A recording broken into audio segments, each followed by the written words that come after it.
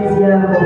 Bwana Mungu wetu, tunakushukuru ni kwa sababu vile tuliweza kuingia na vile tulivyo sio vile tutatoka. Ni kwa sababu Bwana uko tayari, mwana wa Mungu, kutenda jambo jipya mchana wa leo katika jina la Yesu. Ni asante mwana wa Mungu, ni asante mfalme wa amani. Pokea sifa na ni katika jina la Yesu Kristo tumeomba na tukuamini. Tuseme amen. Tuseme amen. Haleluya. Ni wakati wa kusikia neno. Bwana asifiwe. Ningeomba kwa heshima ya neno la Bwana tuweze kusimama na miguu yetu. Tuweze kuheshimu neno la Bwana. Simama na miguu yako. Ningeomba tuweze kusimama tunapoweka mikono yetu kwa Bwana. Mikono yetu juu tunapopanga maua mtumishi wa Mungu. Haleluya. Tuweke maua ya kila aina. Zunguka unapomwekea maua ya kila rangi. Rangi nyeupe, rangi ya kijani kibichi, rangi ya zambarau, rangi nyekundu, rangi ya hudhurungi. Mpe Bwana shangwe na vigelegele. Haleluya. Pigia shangwe. Shangilia Bwana. Shangilia Bwana. Tukuze Bwana. Kuaminia.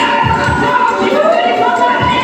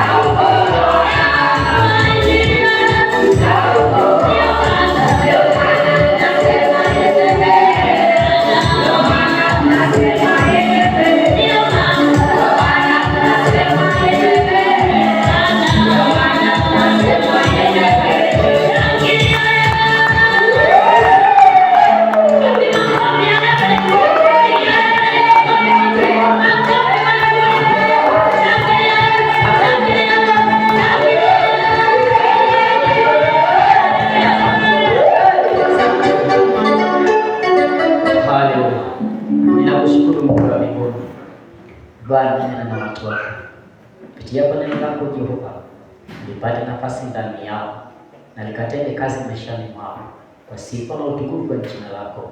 Kwa jina la Yesu Kristo tunaomba na kushukuru. Sema amen. Sema amen. Amen. Basi karibuni kwa viti na Mungu wa mbinguni awabariki tunapoenda kushiriki neno hili la uzima. Haleluya. Haleluya. Basi ninashukuru Mungu kwa adhuhuri ya leo. Mungu hapa na mpango na maisha yetu. Haleluya. Karibuni sana tunapoenda kushiriki neno la uzima kwa madakika kidogo sana, na kushirikisha katika neno hili la uzima, na ninaamini ya kwamba Mungu wa mbinguni atatubariki. Amen. Haleluya. Neno la Bwana ni kali kuliko upanga utakatao kuwili. Bwana asifiwe. Neno la Bwana ni mkate wa uzima. Neno la Bwana linaponya. Neno la Bwana linaokoa. Neno la Bwana linadumisha. Sema karibu neno la Bwana. Sema hivyo. Sema karibu neno la Bwana.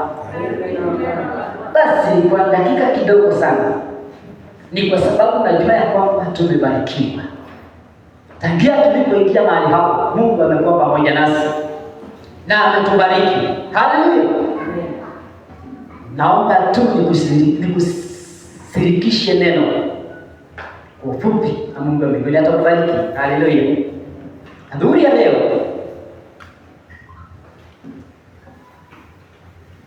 haleluya. Adhuhuri ya leo naomba tukasemezane nawe kuhusu kuchukua hatua. Bwana asifiwe. Kuchukua hatua. Na kwa sababu ninajua unapenda kuandika kichwa cha ujumbe, because I know you are a teachable person. Hallelujah. Andika hivi: you must take a step for God to intervene in your situation. Lazima uchukue hatua, nayo Mungu aingililie hali yako. Bwana sifiwe. Nimesema lazima uchukue hatua, nayo Mungu aingililie hali yako. Haijalishi ni miaka ngapi, haijalishi ni hali ya aina gani, lakini kuna hatua unastahili kuchukua, nayo Mungu aingililie. Mungu ana uwezo wa kila aina. Yeye hasaidii, kazi yake ni dhabiti. Lakini Mungu anangoja uchukue hatua. Haleluya.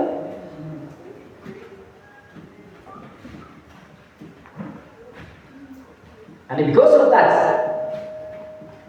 kwa sababu ya hiyo, naomba nikusomee maandiko katika kitabu cha Yakobo.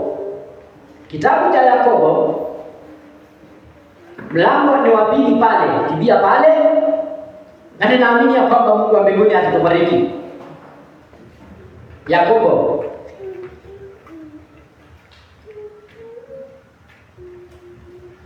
kwa sababu unapoenda mbele za Bwana lazima uamini. Lazima uamini Mungu yupo. Lazima uamini Mungu yupo. Yesu akamwambia Tomaso, wamebarikiwa wale ambao waliamini hata kabla hawajaona. Sababu yeye Tomaso alikuwa ni wa kipekee. Yeye alisema unless niguse mikono yake mahali alidungwa na misumari, unless niguse miguu yake mahali alidungwa na misumari, unless nishike ubavu wake mahali alidungwa na mkuki, nyinyi mnaniambia kile sielewi. Sasa wakati mmoja Yesu akangojea Tomaso akiwa katikati yao, kwa sababu yeye alikuwa anaambiwa Yesu ameonekana, Yesu amekuja, Yesu ametupata, Yesu amevuka.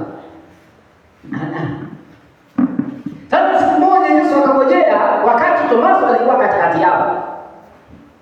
Kashuka katikati yao na akamwambia Tomaso, amebarikiwa yule ambaye anaamini hata bila kuona. Tomaso alishindwa la kusema, akasema Bwana wangu na Mungu wangu. Amen. So yeyote yule anaye mbele za Bwana mpaka waamini Mungu yupo. Katika hiyo naomba tusome katika kitabu cha Yakobo mlango wa 2. Inasema hivi, mlango wa 2 wa Yakobo mstari wa 17.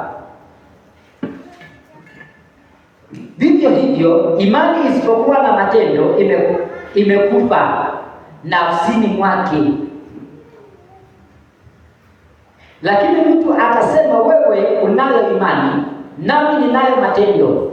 Nionyeshe imani yako pasipo matendo, nami nitakuonyesha imani yangu kwa njia ya matendo yangu. Mstari wa 19. Wewe waamini kwa kuwa Mungu ni mmoja, watenda vema.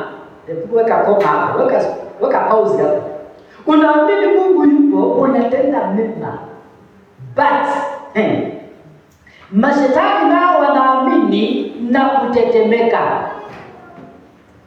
Hebu angalia vizuri. Mpendwa, unafanya vizuri sana kuamini Mungu yupo. Unatenda jambo la ajabu.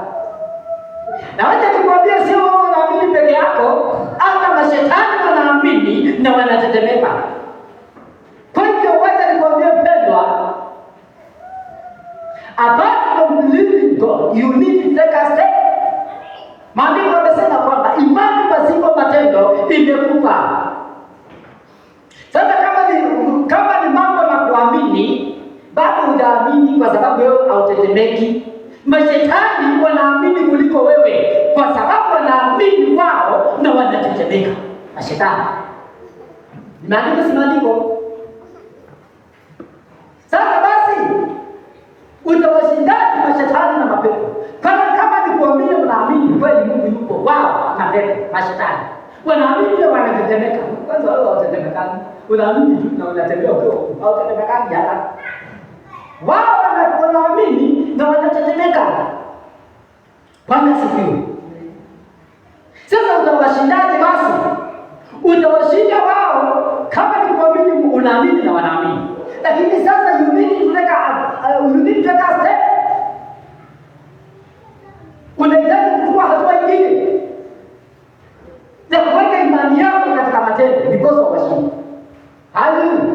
Kwa sababu unaamini pasipo matendo ni imani ambayo imekufa. Mashetani wanaamini na wanatetemeka. Mstari wa 24 na 26, the same chapter. Maandiko yanasema, mwana kwamba mwanadamu huhesabiwa kuwa ana haki kwa matendo yake, si kwa imani yake peke yake. Verse number 26. Maana kama vile mwili pasipo roho umekufa, vivyo hivyo na imani pasipo matendo imekufa. Penda unafanya vizuri sana kuamini. Na unajua unaamini pia kuamini. Lakini imani yako mpendwa bila matendo inahesabika ya kwamba imekufa. Right on time. Haleluya. Haleluya. Imani bila matendo inahesabika ya kwamba hiyo imekoroja. Hayai. Kwani Reverend anasema ni kwa sababu kama ni kuamini, unaamini. Na sio wewe unaamini peke yako. Maandiko yanasema na mapepo, mashetani yanaamini na yanatetemeka. Kwa hiyo utachukua mapepo na kuamini kwako. Utawashtua na imani utakayochukua. Imani utakayochukua hiyo ndio inatetemesha na inaogopesha mapepo na mashetani. Haleluya. Ndipo nimekuambia tukianza ya kwamba you must take a step for God with a big illustration. Haleluya. Si tu ninaamini Mungu yuko na unaongea kwa lugha. Haleluya. Unaongea kwa dini. Sasa wewe matatu uko pale unanena kwa dini, unaamini, and then they take a step. My friend, katika ulimwengu wa kiroho mashetani wanakuchekelea kwa sababu wao wanaamini ndio kutetemeka, wanajikunja. Wao wewe utetemekaji. Praise God. Haya, haleluya. Naomba nikusomee maandiko nikuonyeshe umuhimu wa kuchukua hatua baada ya kuamini. Kitu cha kwanza unaamini, baada ya kuamini unachukua hatua. Sasa kule kuchukua hatua, nani Mungu anaingilia katika hiyo pengo? Unaamini Mungu anakuangalia na anafurahishwa nawe. Asilimia kwa mia unaamini Mungu anakuangalia na mbingu inafurahishwa nawe. Lakini kuna kitu inangojea ufanye ndiposa mbingu ikaingilia. You need to take a further step for God in the big invitation. Praise God. Na ndio ujue ni kweli. Wacha tusome maandiko katika Samueli wa kwanza. Maandiko nayo yako. Na unayasoma kila siku. First Samuel chapter number 17. Samueli wa kwanza mlango wa 17 48 mpaka 49. Maandiko yanasema,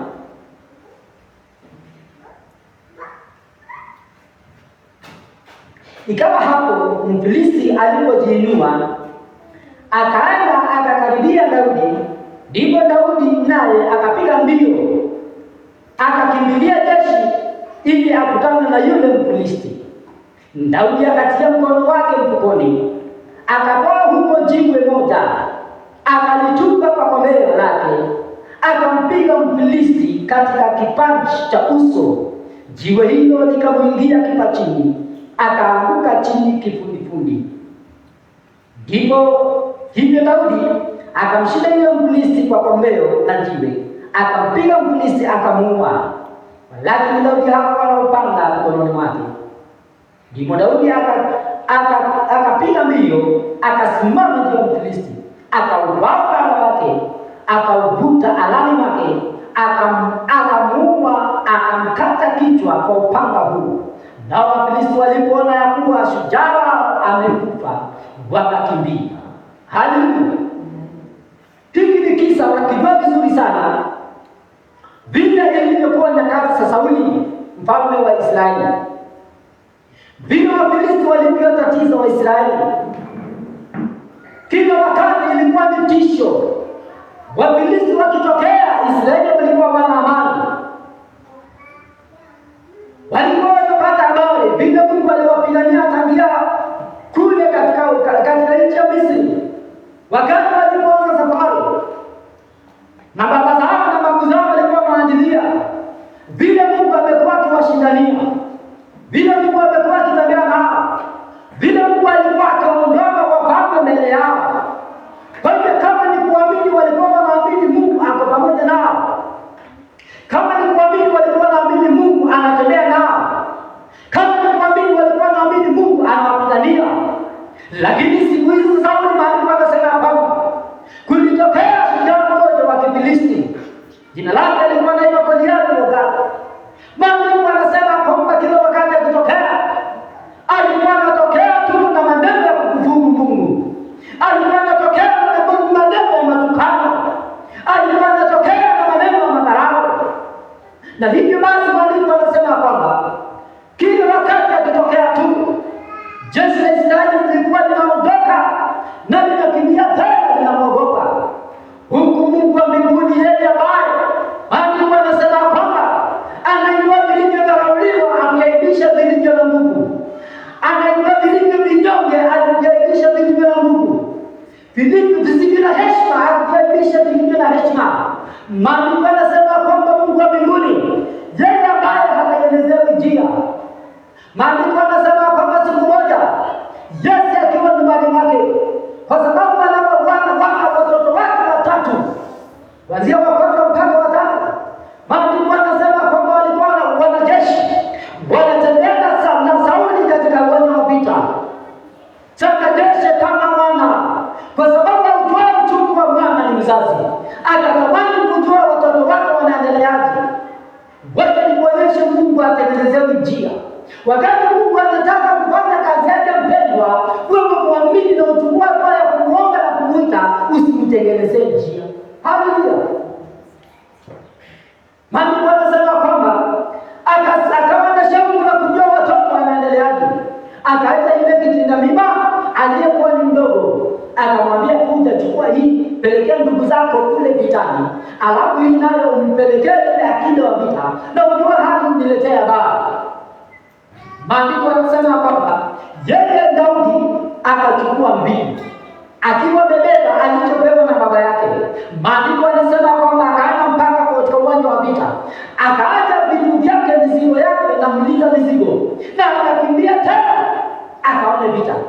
Bwana nikuonyeshe kiburi ni kibaya, na Mungu anavijua vilivyodharauliwa, akiaibisha vilivyo na heshima. Maandiko yanasema kwamba alitokea mahali pale, Daudi na kijana kadogo tu, ni kadogo kuangalia, lakini kana Mungu.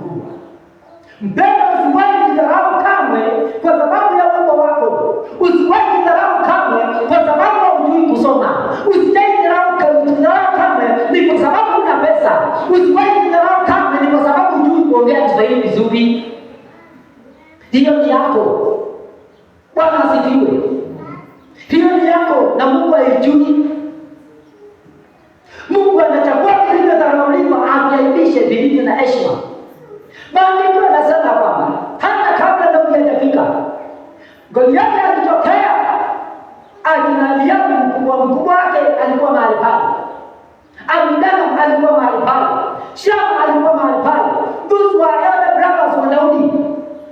Wakati Goliathi alitokea, akanena maneno ya kukufuru, akanena maneno ya matukano. Maandiko yanasema wote waliogopa wakakimbia. Haleluya. Naye Daudi akatokea, yeye kijana tu mdogo, lakini amejaa Mungu mkubwa. Bwana Yesu asifiwe. Maandiko yanasema akasikia yale matukano waliotukana majeshi ya Israeli, akasikia yale matukano aliyotukana Mungu wake, akasikia yale matukano aliyotukana Mungu mwenye uwezo. Yeye ndani akaghadhabika. Yeye hakuanzia wapi, yeye hakujua hapa ni nini, lakini alisikia no is no. Akasogea mmoja, akamuuliza, je, hata kama wewe ni Mfilisti ambaye anatukana majeshi ya Israeli, anatukana Mungu wa majeshi ya Israeli, Mungu aliye hai, atafanywa nini? Akaambiwa, huyu mwenye atakayemuua, huyu Mfilisti anayetukana majeshi ya Israeli, atafanywa hivi na hivi na hivi na hivi na hivi. Sasa leo ndugu yake mkubwa alikuwa mahali pale, amejaa kiburi, kwa sababu yeye ni mwanajeshi, kwa sababu anajua vita, kwa sababu ana ujuzi wa miaka nyingi. Alikuwa mahali pale mpendwa. Kiburi ni kibaya. Haleluya. Akatokea mahali pale na kiburi chake, akamdharau, akamkemea, akampokea. Kamuuliza, wewe sasa zile kondoo kidogo za babako umeziacha nani? Najua kiburi chako ni kuja kuangalia vita. Daudi akashindwa, akamwangalia kwa Mungu wake, kwa sababu Daudi kalikuwa ni kijana tu bado, na mmoja akimwangalia hivi Eliabu, sasa nimefanya nini? Huyu ananikemea. Haleluya.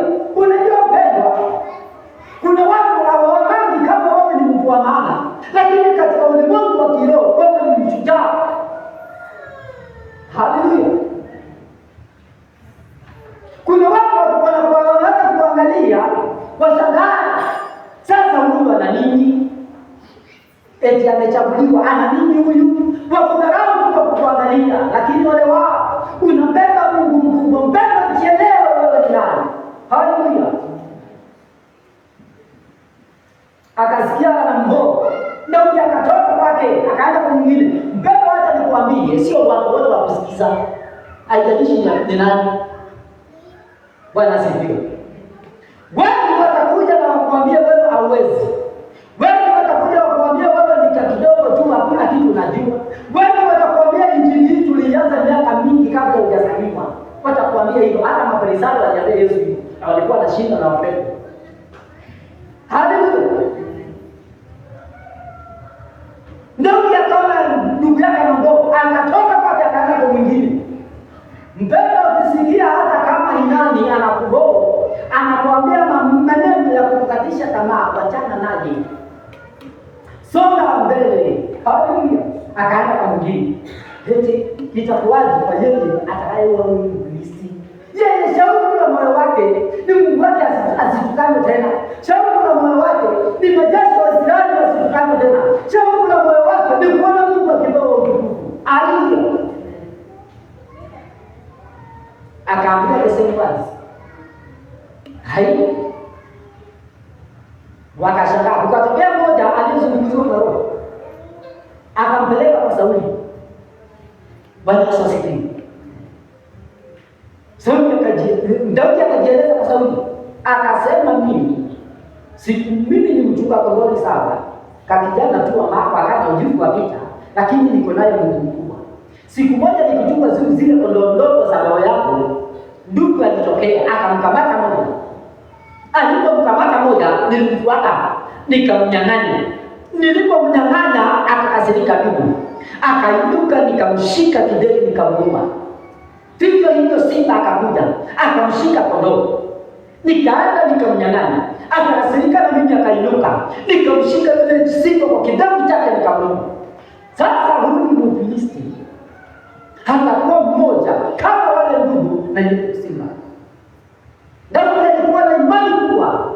Akamwambia kama vile Mungu aliniokoa katika kucha za simba na ndugu, vivyo hivyo ataniokoa katika mikono ya yule Mfilisti.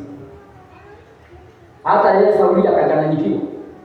Hapo wale mwingine hapo na ujasiri kama yeye. Alikuwa na wao majeshi hapo, alikuwa na watu wa maaskari wa vita, lakini hapo anaona mtu hapo na ujasiri kama Daudi.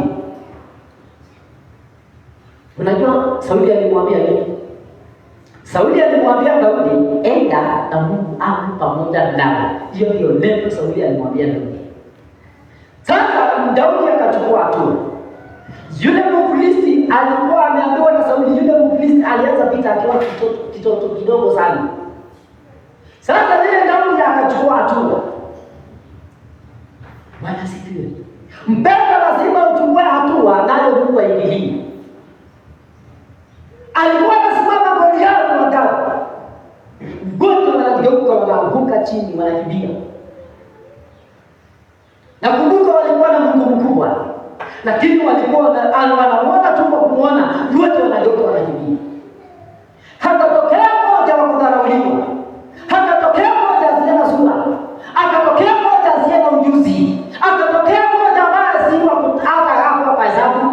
Maandiko yanasema yeye akiwa na imani akachukua hatua. Maandiko yanasema kwamba alimtukana yule Daudi. Akamuuliza, wewe unanikujia kwa fimbo, mimi ni mbwa. Leo hii kuja kwangu, nitapatia ndege wa angani nyama yako. Daudi naye akamwambia maneno ya imani. Akamwambia, unanikujia kwa ngao na mkuki, lakini mimi nakujia kwa jina la Bwana wa majeshi ya Israeli ambao umetukana. Leo hii nyama ya Wafilisti nitawapatia ndege wa angani kama nyama ya mwitu. Hivi ndivyo Daudi naye alimwambia. Sasa wote walikuwa na imani. Maandiko anasema sasa Daudi akachukua hatua. Bwana asifiwe. Maandiko anasema Daudi akapiga mbio. Akapiga mbio, akakimbia, akielekea shida. Sasa mwenye kiburi alikuwa anainuka Goliathi, badala kumvesi wanageuka wanakimbia. Sasa Daudi ameinuka, amejaa Mungu. Yeye ambaye wakauliwa, Goliathi ameinuka vile amezoea, anaona kakijana kanakimbia kakimvesi. Sasa kule kukimbia mpendwa, Mungu akaangalia imani ya Daudi. Mungu akaangalia ile hatua amechukua. Mungu akasema hapa nisipoingililia nitapata aibu. Bwana asifiwe. Maandiko anasema kwamba kule kukimbia kwake Daudi, that led towards the problem. Mpendwa, si shida uiogope, ni shida uikabiliane nayo. Haleluya. Mpendwa, mapema si yatokee. Mapema ni ukabiliane nayo mpaka uyashinde. Ndiposa usonge mbele. Siku moja nilikuwa na dada mpendwa, nilikuwa nampenda sana, lakini lakini alinena neno tu haikunipendeza. Alisema mapepo mengine ni ya kuondokewa. Mapepo mengine ni ya kuondokewa. Wacha nikwambie kitu wewe hujajua. Unafikirianga wewe ndio kuna wachawi peke yake? Toka hapa uende Amerika. Kama umeogopa mchawi wa kweli, utapata mchawi mzungu. And that is true. Ukweli wa mambo. Na mzungu kweli wanakuanga na wachawi. Nani alisema? Kama wakuanga na wachawi neno sosara walitoa wapi? Kama wakuanga na wachawi. Kwanza mimi na hiyo pepo, huyo mchawi huyo wa kweli huyo. Ajione wewe uko na Yesu. Bwana sifiwe. Hata ukimtorokea usafi nyumbani utakuwa unaenda utapata wachawi hapa na wengine tena wako university wanapaa suti. Ani wachawi. Kwa hiyo kwanza kabiliana na shida ili kuondokea usome mbele.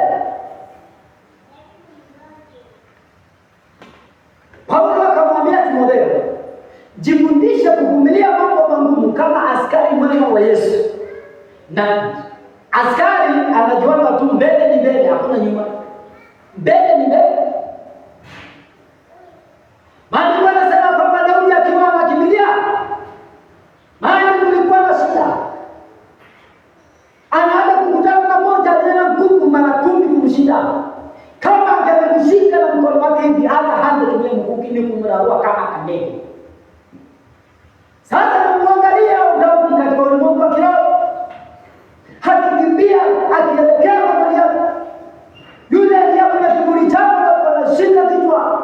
Wanaanza kupiga ndugu wakimtazama Daudi kwa sababu waliona ni kana kwamba ndio mwisho wake. Lakini you must take a step for God in the big investigation. Alikuwa akatatiza siku nyingi, lakini hakuna hatua walikuwa wamechukua. Alikuwa akitokea kwa madogo wanakimbia. Lakini Daudi siku hiyo akapatikana moja. Ndio aliongelelewa maneno ya kumsisha moyo, maneno ya kumkatisha tamaa, na akakemewa tena na ndugu yake wa tumbo moja. Shindano kutuambia nini wewe? Na shindano kutuambia nini wewe? Uko gani wewe? Haleluya.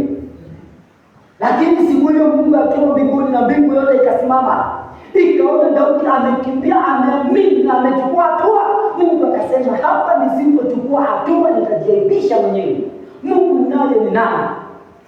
Daudi akachukua ile kombeo lake na kamawa kamoja, akakasungusha tu nikimwangalia kwa ulimwengu wa kiroho, alikasungusha mara 3 kwa jina la Baba, la Mwana na Roho Mtakatifu akaachilia. Mungu akadirect hiyo mambo mpaka ikapita ngao mpaka kwa jicho. Kipande cha ile Goliathi akapigwa akaanguka chini. Haleluya. Sasa wote wakawa midomo wazi, wakawa macho wazi, wakashangaa kwa sababu Mungu ameingilia. Mbele ni Goliathi huyu alikuwa kusumbua na kupotisha. Anaitwa nani? Kabiliana naye macho tu macho, yaani modo. Bwana Yesu asifiwe. Alikuwa kusumbua siku nyingi. Alikuwa kukutatiza. Ukija na ukikuwa baridi sasa wewe unakuwa kwa shida. Kwa sababu unajua kuna hali ya mwili wako ambao haikuwa sawa. Ukiwa na baridi uko kwa shida, hata utakani kutoka nje, kabiliana na huo ugonjwa. Hiyo ndio Goliathi yako. Kila mtu ana Goliathi yake. Haleluya. Bwana asifiwe. Ndio wewe watanena maneno ya kukufuru. Wengi watanena maneno ya kukutukana. Wengi watanena maneno ambayo ni ya kukuhusisha wewe. Lakini wacha nikwambie mpendwa, you must take a step for God to bring in the situation. Haijalishi ni jambo gani. Alikuwa anawasumbua mara kwa mara. Alikuwa anawasumbua majeshi ya Israeli mpaka siku ile Daudi alitokea na akachukua hatua. Bado wacha nikwambie kitu. You can behave in a such manner, you become a problem to the problem. Bwana sifiwe. Yaani wewe ni ugonjwa umekusumbua na umekutatiza miaka nyingi, lakini unaonekana tu kumshukuru Mungu, kumwambia Mungu wa mbinguni. Na ujifundishe kuombana na maandiko mpendwa. Kama unataka kushinda vita, mpaka na maandiko.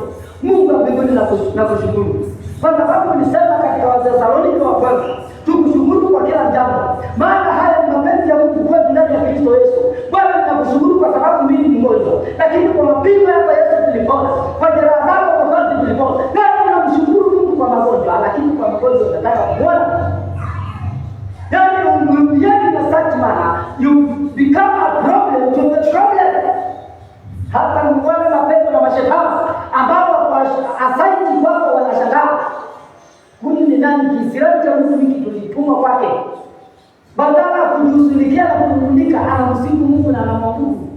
Hiki ni kisirani cha inakati tumetumwa kwake. Yaani unakuwa shida kwa mapepo na mashetani wale ambao wametumwa kwako. Wala siku.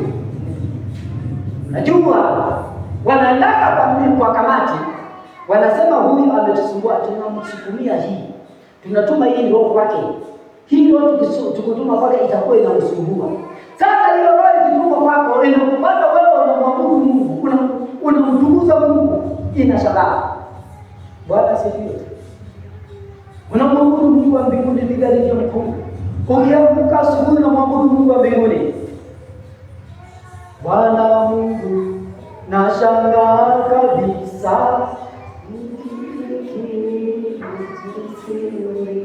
Sasa mapepo na mashetani wanasikiza. Unamuinua Mungu mkuu na unajua naye Mungu anapoinuliwa jinsi ushuka. Kwa sababu anashuka katikati ya simba za watu wake.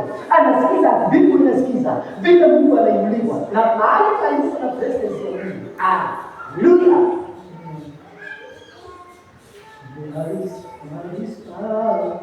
Power, wonder, in the blood of the Lord. Sasa unaingia kwa kitanda chako kabla hujaamka na wamekesha katika miti yetu wakitega mitego. Mapepo na mashetani wamewekwa pale kwa ile madhabahu ya wachawi na waganga. Eti ukiruka kuruka huo mtego wake, ama ukikuja kukanyanga, yaani kukuaffect katika mwili wako. Sasa kama umeanza kutaja jina la Bwana na Yesu ukiwa kule katika bedroom, umeanza kutaja damu ya mwana kondoo ukiwa katika, wacha nikuambie mpendo siri moja. Kuna nyimbo huwa zinatatiza mapepo na mashetani. Nyimbo zinazomuinua Mungu. Sana sana wakati wa asubuhi ama usiku wa manane zaidi wanatembea wakitega mitego yao. Inua Mungu tu, hata kama utoi sauti, imba moyoni. Nyimbo zinazomuinua Mungu. Hallelujah. Hallelujah. Hallelujah. Hallelujah. You are worthy. You are worthy. You are worthy. You are worthy. Unaanza kumwinua Mungu usiku wa manane. Saa hiyo ndio wako katika kamati wanapanga mipango. Unaanza kuimba Mungu hivyo kumwinua Mungu wa mbinguni. Mipango yao inaanza kuharibika. Hata maroho yametupwa kwako, yanaanza kutatizika. Ayaoni ndio watatenda. Ukimaliza kuimba hiyo unaanza kuimba damu ya Yesu. Unatamka damu ya Yesu, jina la Yesu. Mipango yote wanayopanga yote wanapanga ikisambaratika. Wanapanga ikisambaratika. Wanapanga ikisambaratika. Sasa nao unapochukua hatua ya kutoka nje, unatoka sasa na neno la uzima.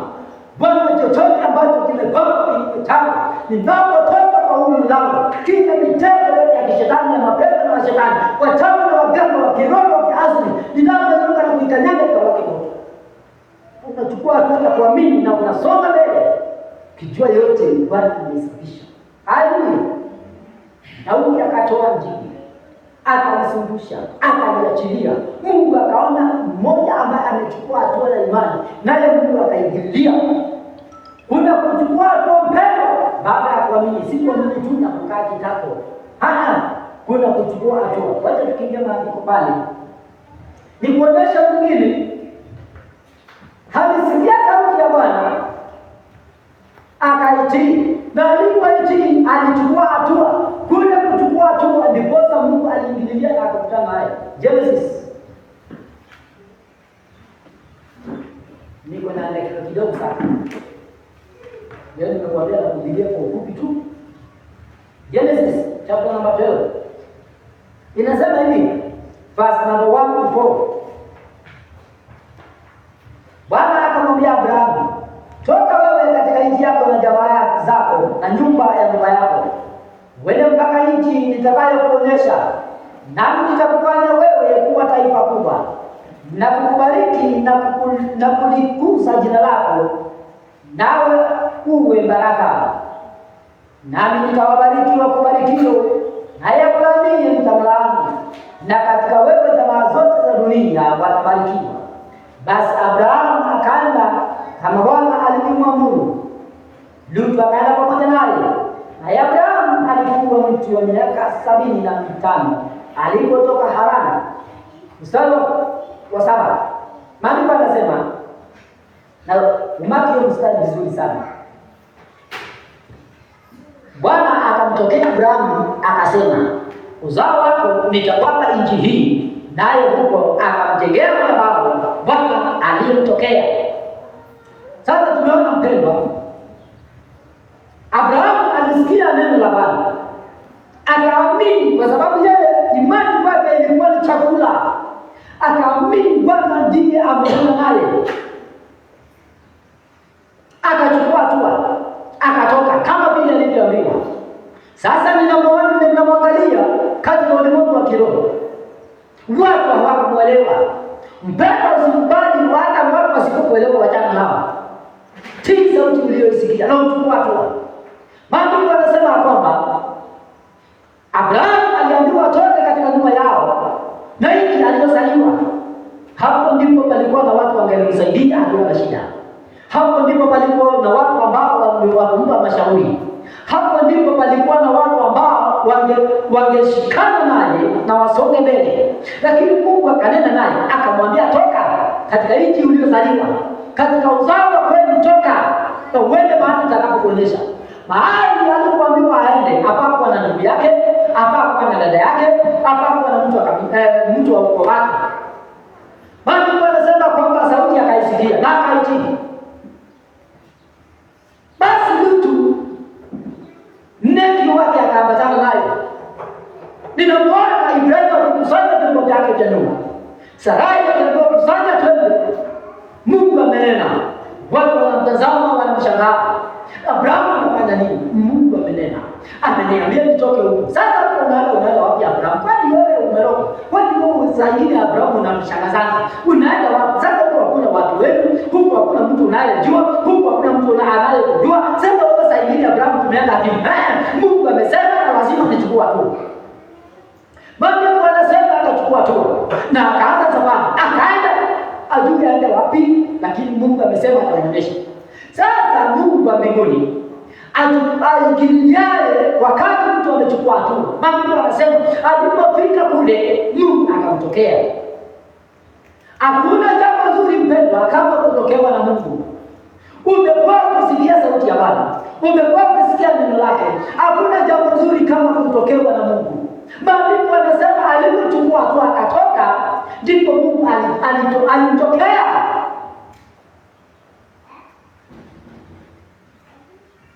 Haleluya. Na alipomtokea ndipo alimwahidi cha zamani.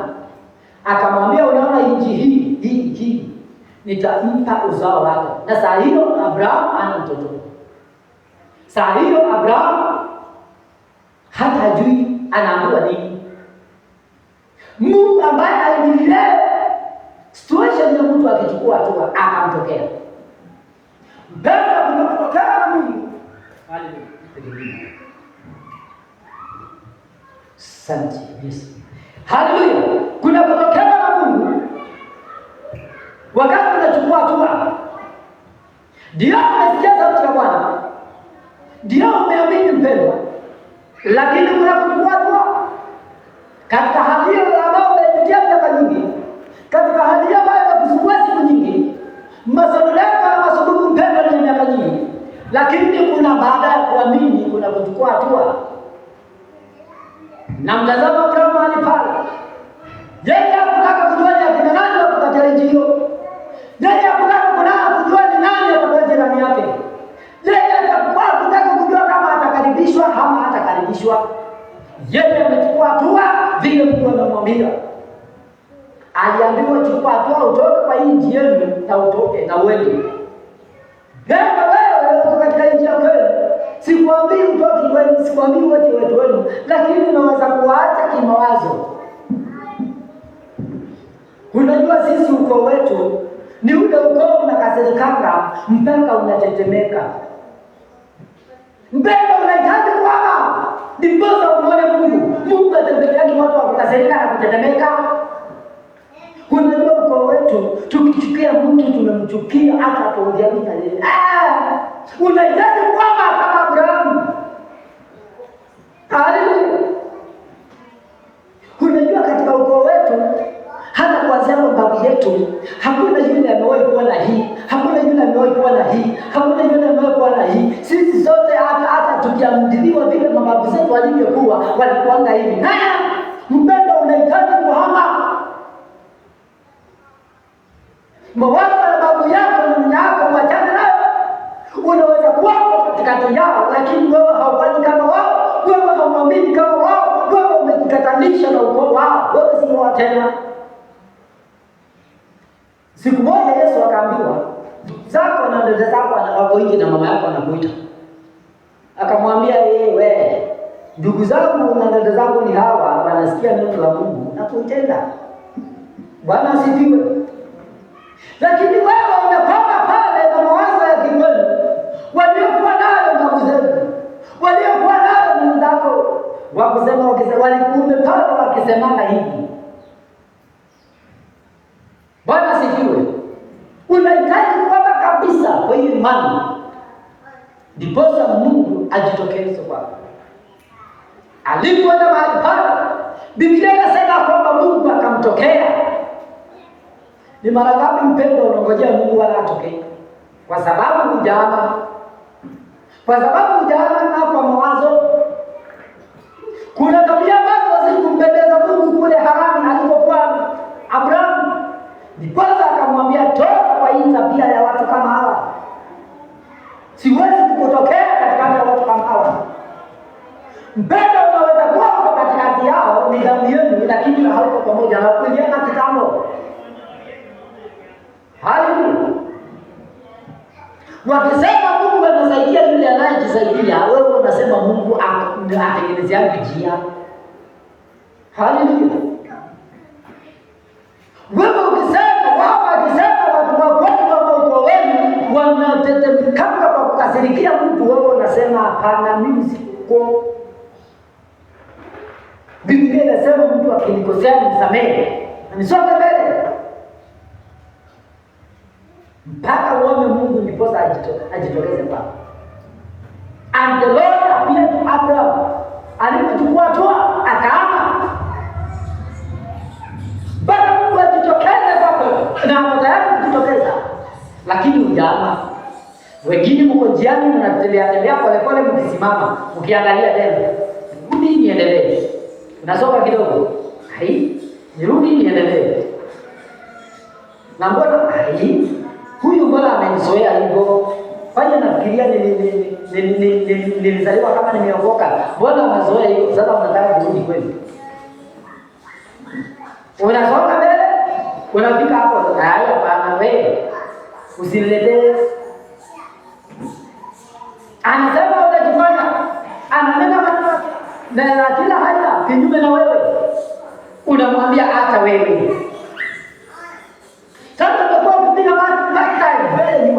mbele nyuma. Na ndiposa Mungu hajajitokeza. Abrahamu aliamua kama ni kutoka. Bwana asifiwe. Na hiyo zamani kikwetu kulingana na wale wa kwetu, nakwambia kwetu, mimi natoanga example na kwetu. Sababu nikitoa example na wewe utaanza kusema nilikuwa na ubiri na wewe. Bwana asifiwe. Siku moja dada mmoja alikuwa anachelewa sana kwa ibada. Akaulizwa na mchungaji, "Kwa nini dada unachelewa kwa ibada?" Akamwambia, "Naona mchungaji, nywele yangu nachelewa nikitengeneza hii nywele yangu." Akaambiwa hivi, "Fanya hivi, kama nywele ndio inakuchelewesha kwa ibada, shuka rasta kama dada fulani." Aliambiwa hivyo tu. shuka rasta kama dada fulani, sababu rasta asisumbue watu. Sasa mwenye anasuka rasta hapo kwa yule siku hiyo. Sasa mwingine akachomoka akamwambia, "Hey, unajua nini? Mchungaji leo alikuwa anahubiri na wewe. Anahubiri na wewe. Anahubiri." Sasa ndiposa nimekuambia mimi natoa example na mimi peke yangu. Haleluya. Sasa wakati kule katika ukoo wetu hawako wanarusha mtoto hivi. Unaona hivi? Hawako wanarusha mtoto hivi. Kabisa. Mpaka kwa kizazi chetu hiki nilikuja kupata hiyo. Kwa sababu zamani za kina babu zao wakirusha mtoto hivi analienda complete. Hivi kulingana na huo ukoo na imani yao na miungu aliyokuwa na yabudu, na ilikuwa ni kweli. Mungu ametutoa mbali na ametutoa kwa maukoo ya ushenzi na imani ya kitamaduni mbaya. Kirusha mtoto hivi. Mimi nilipompata Sara nilisema hivi nitajaribu kama mama yako na baba yako wako karibu.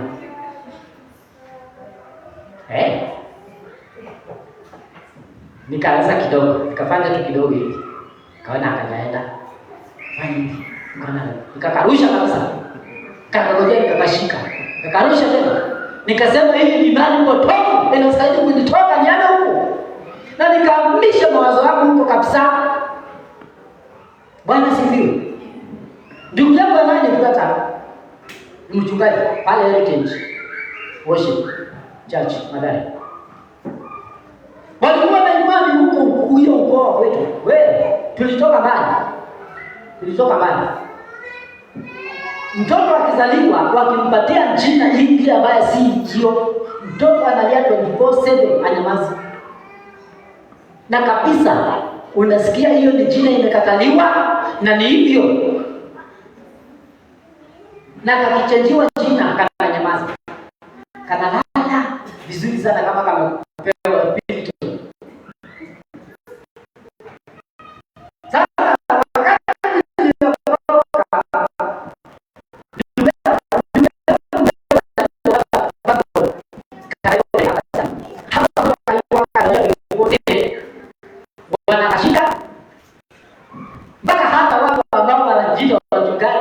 wanasema hii jina lazima kubadilisha. Ndugu yangu akamwambia huyu mtoto ni wangu. Nimempatia mwaka yote na hiyo ingine. Niko tayari kukaa chini usiku mzima sasa lala. Kanilia, akanyamaza. Akakujajiwa jina. Bwana sifiwe. You must take a step for God to intervene in your situation. Na tukajikomboa kwa utamaduni. Tukajikomboa. Jua likitua pale, ukifika kwa gate yetu, unajua sisi tunabebanga hivi, kama ni choro unabeba hivi kwa mgongo. Jua likitua, hautaweza kuvuka hiyo gate kama umebeba hivi. Lazima utoe kwa mgongo, ubebe ndio utabeba kama utabeba kwa mkono shauri yako hata kama ni mzigo. Haleluya. Abrahamu akaambiwa toka kwa uzao huu. Na kwa watu wenu mwende mbali mahali nitakuonyesha. Alipochukua hatua, ndiposa Mungu akajitokeza kwake. And the Lord appeared unto Abraham. Bali mpendwa, unataka ajitokeze kwako. Lakini wewe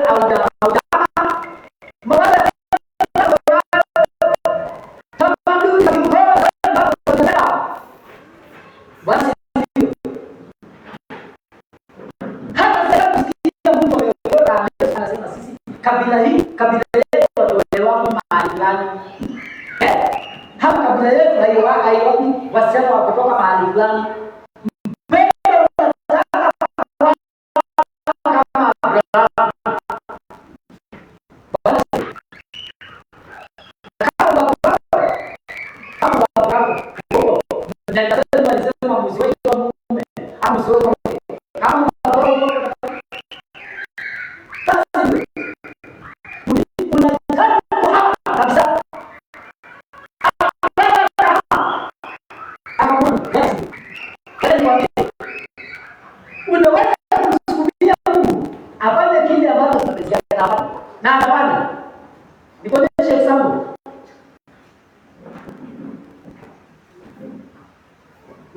example. Wakati Mungu aliita Musa aliitwa na Mungu akiwa peke yake. Lakini alisumbuana na Mungu mpaka akakasirisha Mungu.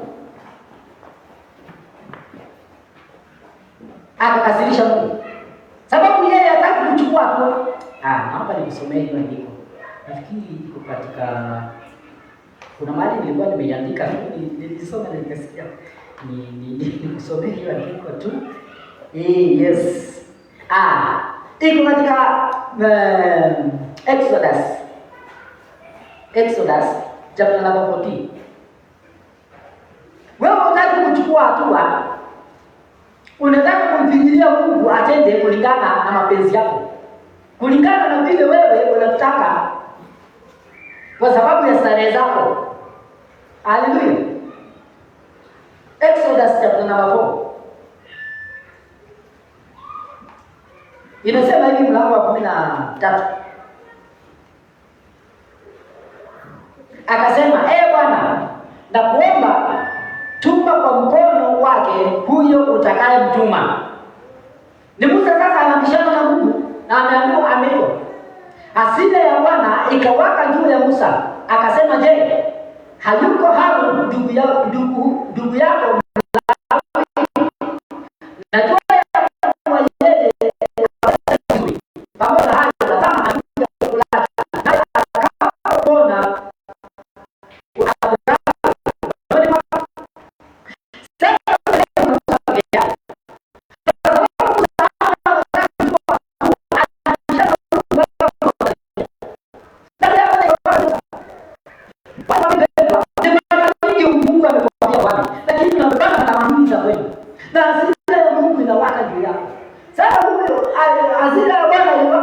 na kwa sababu Musa alimsukumia Mungu kwa kona. Yaani tuma mzee utakaye kutuma. Mimi sifai, mimi siwezi. Wacha nikwambie hatari moja. Siku ile Mungu atakuita kwa huduma yake na uanze kukataa na kumsukumia mbali, hautaona vitabana vya Mungu kama hiyo. Bwana sifiwe. Sasa Musa anaambia Mungu, hebu tuma mtu mwingine, sio mimi, sifai. Mungu akisema ni wewe ni mimi. Haijalishi umesoma, haijalishi hujasoma, haijalishi una mali, haijalishi huna, Mungu yeye amekuita. Na utabishana na Mungu na akasirika na wewe na akianza kupambana na wewe utalia. Siku moja nililia. Praise God. Mwingine alifosi Mungu akapanda kwa aliwatendea, lakini haikuwa ni mapenzi yake. Waisraeli walisema tunataka mfalme kama yale mataifa mengine. Na Samueli akawaambia, tafadhali msijaribu, mtalia. Wakasema hapana. Mungu akawajalia walivyotaka, lakini hatimaye walilia. Praise God. Walipewa mfalme kama vile walivyohitaji, ni kwa sababu walisukuma Mungu kwa kona kulingana na yaani waliambiwa waame. Abraham kama angekataa, Mungu angemtokea. Angewacha tu, lakini nayo ahadi yake angeipata. Bwana sifiwe. Waisraeli walisema tunataka mfalme kama yale mataifa mengine. Hakamu huyu mfalme ninaenda kumalizia. First Samuel chapter number 8. Ndio nikwambie cha ukweli vizuri. Vile Mungu aliambia Waisraeli, usiwahi sikumia Mungu kwa kona. My friend, tutakuja leo. Chapter number 8 of First Samuel.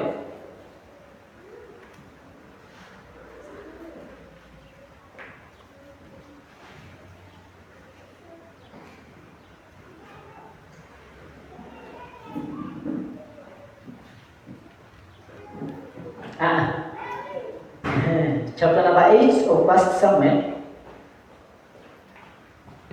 Bwana akamwambia Samueli, verse 7. Bwana akamwambia Samueli, isikilize sauti ya watu hawa katika kila neno watakalo kuambia, kwa maana hawakukukataa wewe, bali wamenikataa mimi, hili nisiwe mfalme juu yao. Mstari wa 18 to 22, maandiko yanasema, nami mtalia siku ile kwa sababu ya mfalme wenu mliyejichagulia. Bwana asiwajibu siku ile. Lakini hao watu wakakataa kuisikiliza sauti ya Samueli, wakasema, sivyo hivyo, lakini tunataka kuwa na mfalme juu yetu.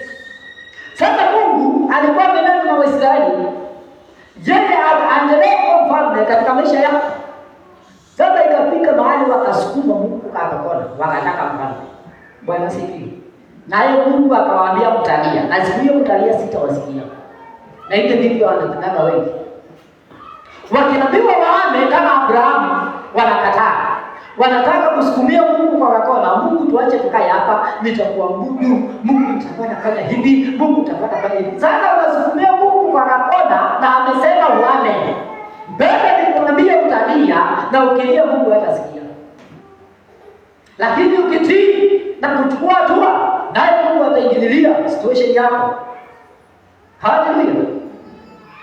Mungu akatokea kwa Abrahamu alipochukua hatua. Mpendo, unahitaji kuchukua hatua katika maisha yako na katika hali yako. Unahitaji kuchukua hatua. Simama miguuni pako. Ukisoma andika kwa jisomea nyumbani.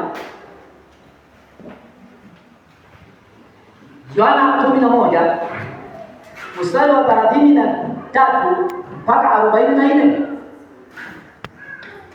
Unahitaji kuchukua hatua ndipo Mungu akaingililia situation yako.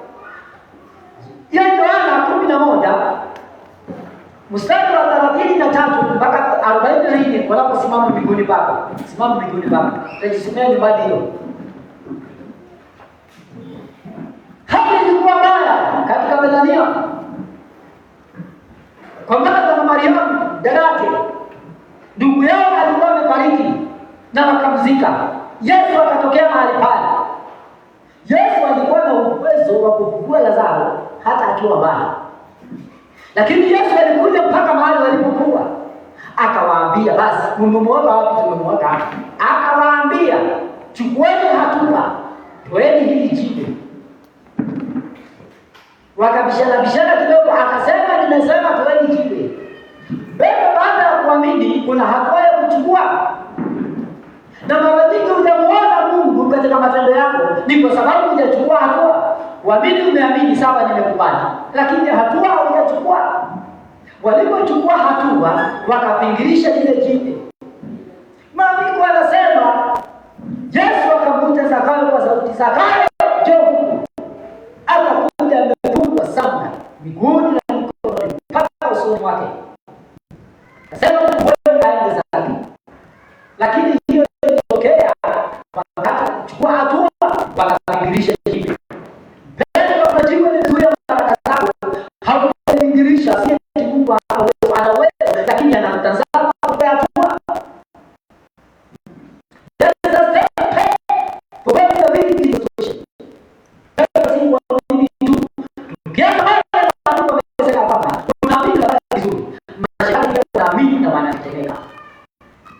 Kuamini tu peke yake haitoshi. Unahitaji kuchukua hatua. Unahitaji Mungu ayuko Mungu ndani yako. Unahitaji kujua Mungu ana nini ndani yako. Unahitaji kujua unaweza kumtumikia Mungu kwa njia gani. Kuna hatua ya kuchukua. Enda mbele za Bwana. Ufunge na kuomba, umwambie Mungu, niko hapa. Jifunue kwangu, nitakutumikia kwa njia gani. Lakini wewe unaamini tu siku moja Mungu atanitumia, lakini uchukue hatua. Unachukua hatua ya kuingia katika nyumba ya Bwana, katika madhabahu ya kupiga magoti na kumwambia Mungu, niko hapa. Jifunue kwangu, nitakutumikia kutumikia. Hapa ndio ndio kuambia kazi. Utasikia wewe kutumana na wewe. Ninajua kwamba wakamtumikia Mungu kwa njia, lakini ngoja nikwambie, unaamini Mungu anaweza kukutumia, lakini kuna hatua ya kuchukua.